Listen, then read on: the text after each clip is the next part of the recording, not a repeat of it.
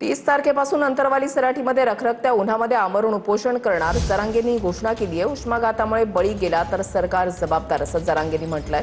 कडक उन्हामध्ये पायामध्ये चप्पल नसेल, पाणीही घेणार नाही असं जरांगेंनी म्हटलंय। मुदत देऊन उद्या 10 महिने पूर्ण होतील, आता चर्चा नको असं जरांगेंनी म्हटलंय। संभ्रम मराठा समाजाचा असा घालून दिला की आम्ही आरक्षण द्यायला तयार आहेत, पण जरांगे पाटील आम्हाला बोलवित नाही। मराठ्यांनाही वाटलं असतं ते देत तर का बोलवित नाही।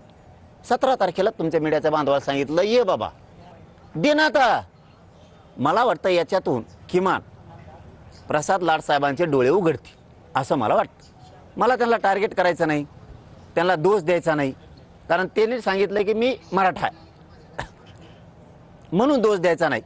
पण डोळे उघडले असतील मात्र एवढं खरं की तो हा देवेंद्र फडणवीस किती कलाकार आहे। सन्माननीय विखे पाटील साहेब, सन्माननीय एकनाथरावजी शिंदे, सन्माननीय उदयजी सामंत यांच्याशी देखील या विषयावर चर्चा झाली आणि मला वाटतं की त्यातून निश्चितपणे जे अपेक्षित उत्तर आहे ते जरांगे पाटील साहेबांना मिळेल।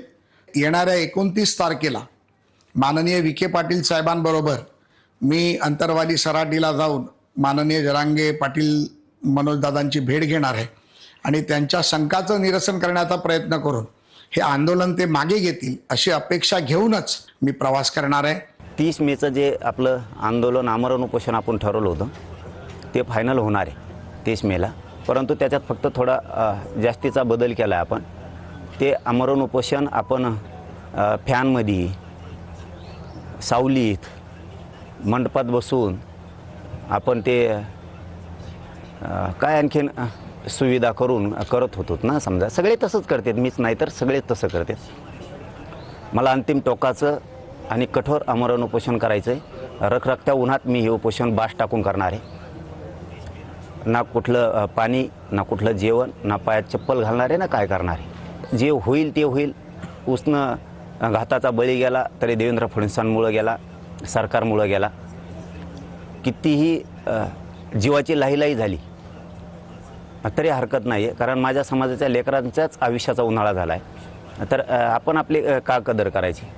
ते उन्हात कुठंही होईल, ते जंगलात होईल, रानात होईल, ते कुठंही होईल, परंतु ते खूप कडक आणि त्या रखरखत्या उन्हात ते आमरण उपोषण होणार आहे आणि त्या भूमिकेवरती मी आता ठाम आहे। आता शेवटी त्याच्यात किती त्रास होणार आहे, किती जीवाची लाहीलाही होणार आहे, किती कडक ऊन आहे, किती त्रास आहे, किती त्या वेदना होणार आहेत, याचा मी कसलाही विचार करायचं नाही ठरवलेलं। मी आता माझ्या निर्णयावरती फायनल आहे का